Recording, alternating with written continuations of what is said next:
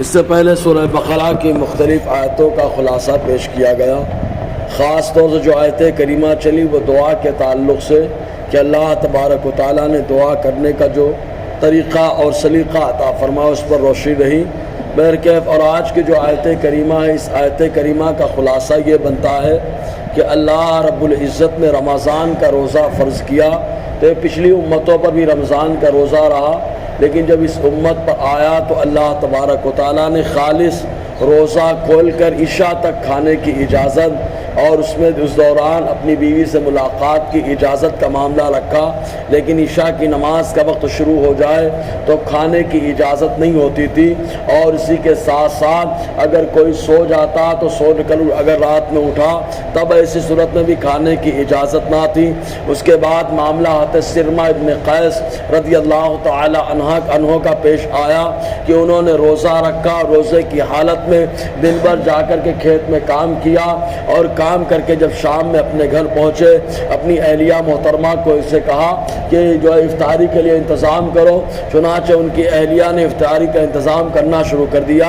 اور یہ بستر پر لیٹ گئے، جس کی وجہ سے ان کی آنکھ لگ گئی، رات کافی ہو گئی، تو جس کی وجہ سے اب چونکہ سو چکے تھے، سو کر اٹھنے کے بعد کھانے کی اجازت نہ تھی، تب ایسی صورت میں اب سو کر اٹھے تو انہیں کھانے کی اجازت نہ رہی۔ دوسرے دن اسی حالت میں انہوں نے روزہ رکھ لیا، جس کی وجہ سے بڑے بدن میں کمزوری آ گئی، چلنے میں چکر، اٹھنے میں چکر،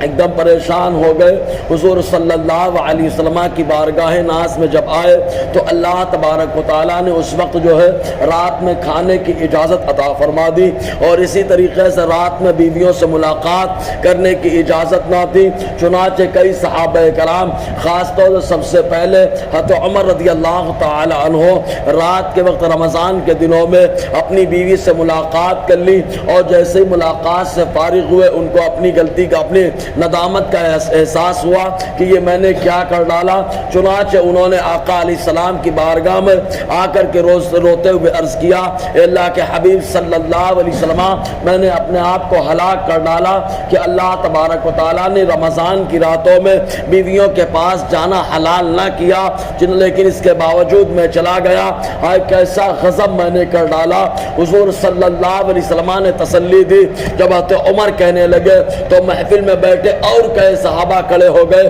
کہا اللہ کے نبی صلی اللہ علیہ وسلم ہمارے ساتھ بھی یہ معاملہ پیش آیا۔ تب اللہ تبارک و تعالیٰ نے رمضان کی راتوں میں اپنی بیوی کے پاس جانے کی اجازت عطا فرما دی۔ اسی تعلق سے اللہ تعالیٰ فرماتا ہے وَإِلَّا لَكُمْ لَيْلَةَ الصِّيَامِ الرَّفَثُ إِلَىٰ نِسَائِكُمْ، حلال کر دیا گیا تمہارے لیے لیلۃ الصیام،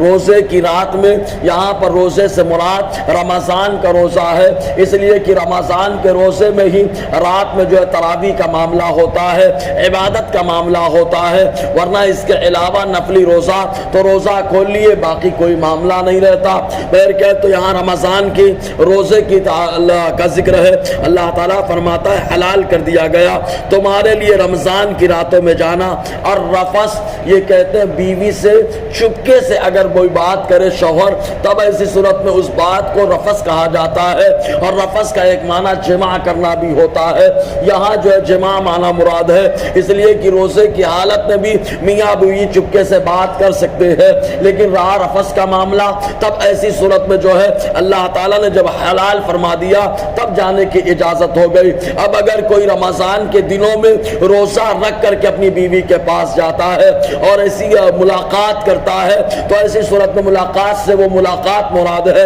جو میاں بیوی کی ملاقات ہوتی ہے، جس کو مباشرت کہا جاتا ہے، تو روزہ بھی ٹوٹ جائے گا، اور روزہ ٹوٹنے کے ساتھ ساتھ اس کی قضا بھی کرنی پڑے گی اور اس کا کفارہ بھی دینا پڑے گا، اور ایک روزے کا کفارہ 60 مسکین کو پیٹ بھر کھانا کھلانا ہے، اور یا تو 60 دن کا مسلسل روزہ رکھنا ہوتا ہے۔ بہرکیف تو اللہ تعالیٰ فرماتا ہے حلال کر دیا گیا تمہارے لیے روزے کی رات میں رفث یعنی جمع کرنا اپنی بیویوں سے. قلنا لباس لکم وانتم لباس لہن, بیویاں تمہارے لیے لباس ہے اور تم ان کے لیے لباس ہو. اللہ تبارک و تعالیٰ نے کیا شاندار تشبیہ دی ہے. رب فرماتا ہے بیویاں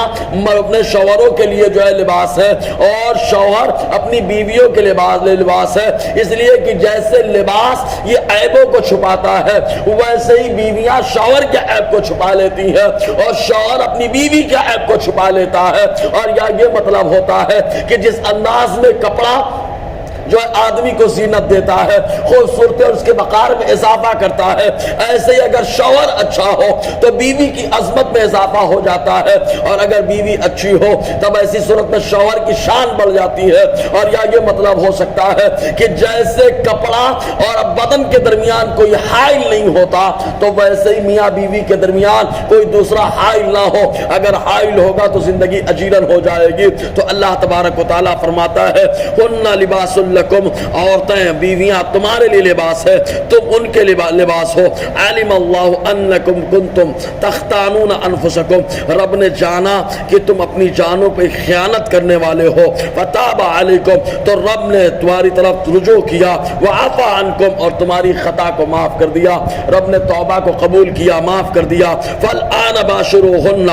اب تم اپنی بیویوں سے مباشرت کرو, لیکن مباشرت خالی جنسی سکون کے لیے نہیں, مباشرت ہو تو نیت یہ ہو وابتغوا ما كتب اللہ لکم, اس کو تلاش کرو جو اللہ نے تمہارے لیے لکھا ہے, یعنی اولاد کو تلاش کرو. چنانچہ حضرت سلیمان علیہ السلام نے بڑا پیارا ذہن عطا فرمایا. آپ کی جو ہے 100 بیویاں تھیں. حضرت سلیمان علیہ السلام نے رات میں ملاقات کا ارادہ فرمایا, ارشاد فرمایا آج میں سب سے ملاقات کروں گا. اس ملاقات کی برکت سے اللہ تعالیٰ ہر ایک کو ایک ایسا بیٹا دے گا جو مجاہد بنے گا, اللہ کی راہ میں جہاد کرے گا. لیکن انشاءاللہ کہنا جو آج سے رہ گیا, جس کی وجہ سے ملاقات تو سب سے کی لیکن کسی کے شکم سے بچہ نہ ہوا. تو اللہ تبارک و تعالیٰ نے انسان کو ایک ذہن دے دیا حضرت سلیمان کے ذریعے سے کہ یہاں پر حضرت سلیمان ملاقات کریں تو اس نیت سے کہ یہاں پہ نسل بڑھے گی, اور نسل معمولی نہیں بلکہ اللہ کی راہ کی مجاہد ہوگی, راہ خدا میں چلنے والی ہوگی. تو نیت وہ ہو. بہرحال اور آگے گفتگو رہے گی. اللہ تعالیٰ ہم سب کو فیضان قرآن برکات قرآن سے مالا مال فرمائے.